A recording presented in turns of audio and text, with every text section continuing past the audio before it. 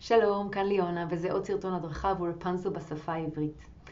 היום אני הולכת ללמד אתכם קשירה שהיא מאוד זוהרת לאירוע, מאוד מהודרת, מאוד נוצצת, לאירוע, לערב, להופעה. זו קשירה מאוד פשוטה לעשייה, ואני הולכת להשתמש בצעיף אחד בלבד, וזה השימרי. השימרי בעצמו הוא צעיף מאוד נוצץ, יש לו פרנזים בקצותיו שנותרים אקסטרה דרמה לקשירה. יש לציין שהוא מאוד שקוף, לכן אם אתן מכסות שיער, אז כדאי לשים איזשהו צעיף מתחת, או להשתמש כמו שאני משתמשת במקרה הזה, בווליום שלי, בוונדי. דבר אחרון על הצעיף הזה לפני שאני מתחילה, כדי להחמיא לו קצת עוד יותר, כי זה חשוב. יש לי צעיף מאוד דומה שקניתי פה בספרד. הוא מאוד דומה, נראה נשפח כזה, אבל מה שקורה שהוא פשוט חלקלק כמו משי. וכל הזמן הוא בורח ולא מסתדר ולא נפתח ומתגלגל. הצעיף הזה, השימרי, הוא אמנם נראה כזה נופל ונוזל והכל, אבל יש לו תפיסה מאוד חזקה, הוא עשוי עם איזשהו חומר שפשוט נתפס על הראש ועל השיער, ואז התחושה היא מאוד בטוחה, זו תחושה שזה לא הולך ליפול ולא צריך לעשות קשירה חזקה מדי בשביל להשאיר אותו על הראש. אז כן, אחרי שקצת החמאתי לו לצעיף הזה, אני הולכת להתחיל עם צד אחד ארוך וצד אחד קצר. אני מניחה אותו לצבא רק בשביל למדוד. אני מביאה את הצד הקצר מסביב ורואה שקצת מעל האוזן יש לי אפשרות לעשות קשר ויש לי מספיק חומר, וככה אני יודעת כמה קצר ולא יותר מזה. הקשירה הזאת היא איזושהי השאלה מקשירה אחרת שנקראת מרקש. מרקש, אין עדיין סרטון בעברית ברפנזל, אבל יש באנגלית.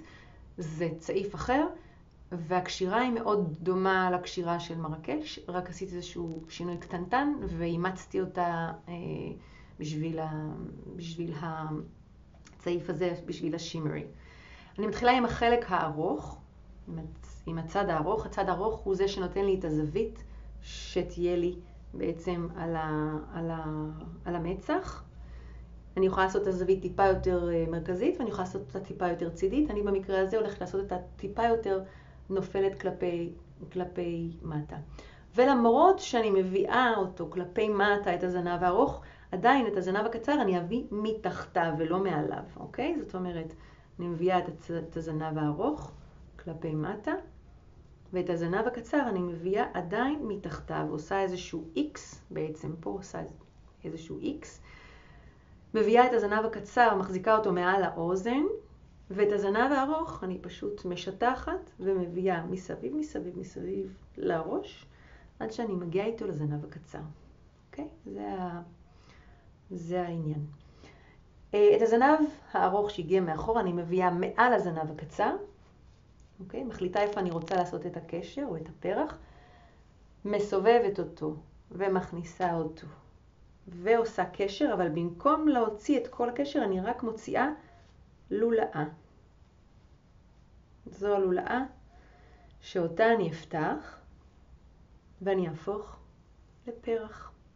אני יכולה לעשות פרח יותר גדול, פרח יותר קטן, זה תלוי כמה מהצעיף אני מוציאה, כמה הלולאה גדולה וכמה אני פותחת אותה.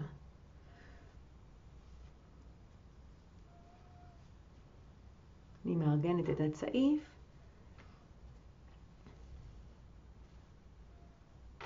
מארגנת את הזווית על הפנים.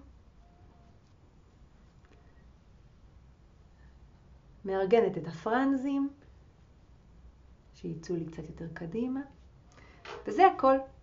זו הקשירה. זה צד אחד, זה הצד השני. וזהו, אני מקווה שנהנתן ושזה משהו שיהיה לכן שמיש. ואתן מוזמנות לשאול מה שאתן רוצות בקשר לקשירה הזאת מתחת לוידאו. אני אענה בשמחה במהירות האפשרית, ועד לפעם הבאה, להתראות.